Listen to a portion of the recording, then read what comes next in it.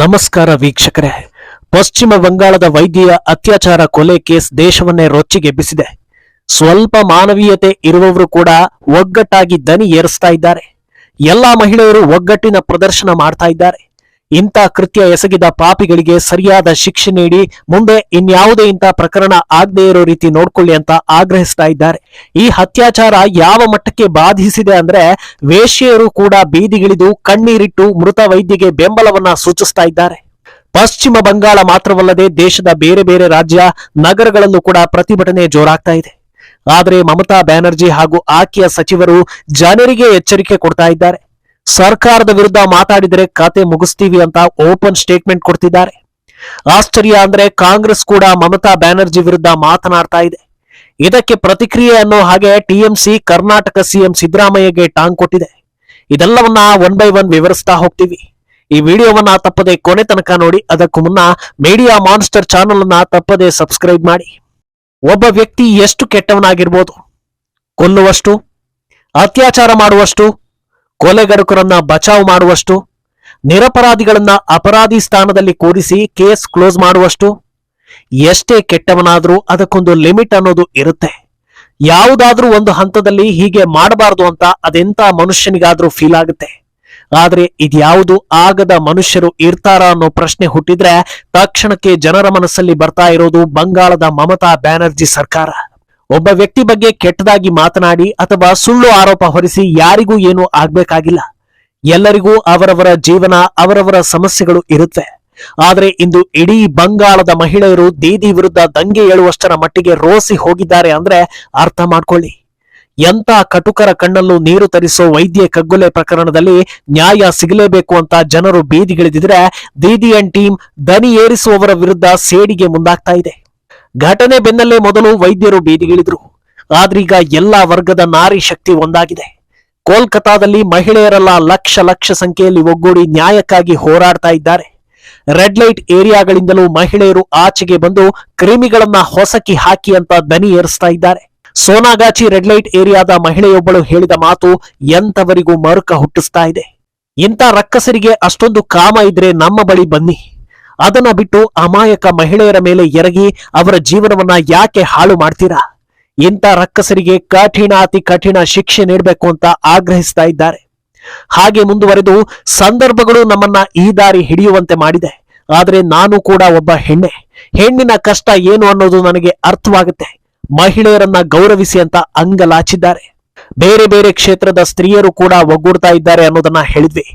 ವಕೀಲರು, ಥಿಯೇಟರ್ ಆರ್ಟಿಸ್ಟ್ಗಳು ಎಲ್ಲರೂ ಕೂಡ ದನಿ ಏರಿಸ್ತಾ ಇದ್ದಾರೆ.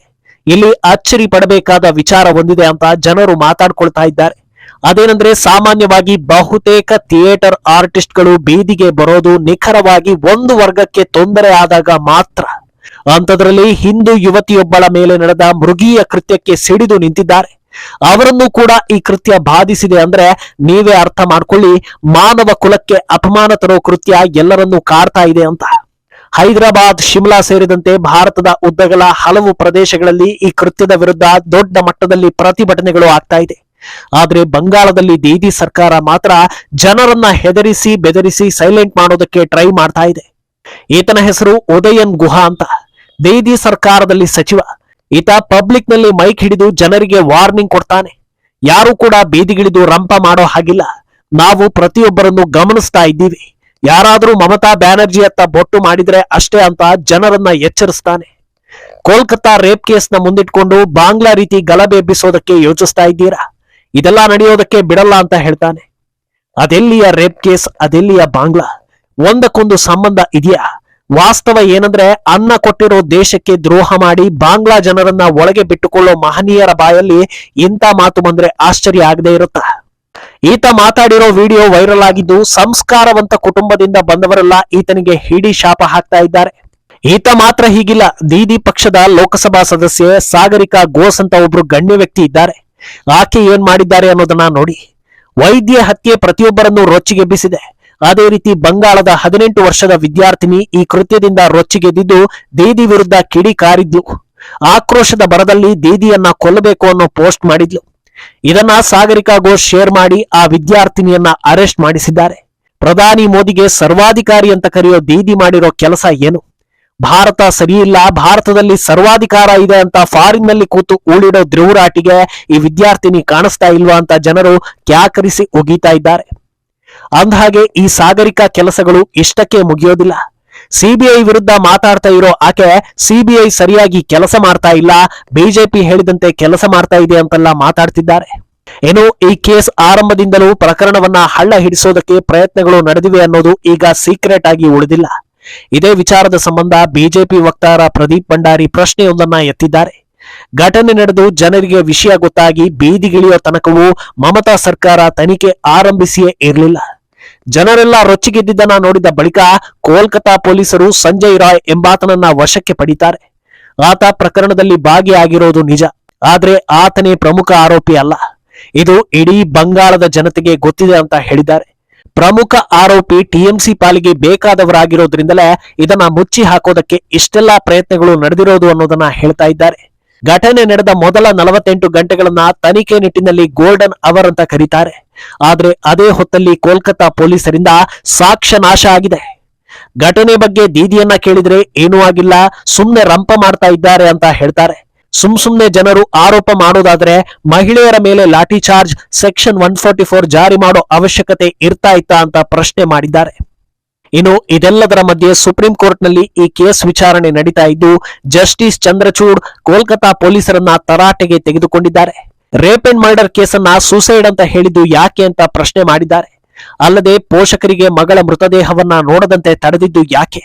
ರಾತ್ರಿ 8:30ಕ್ಕೆ ಆಕೆ ಮೃತದೇಹವನ್ನ ಪೋಷಕರಿಗೆ ಹಸ್ತಾಂತರ ಮಾಡಲಾಗಿದೆ.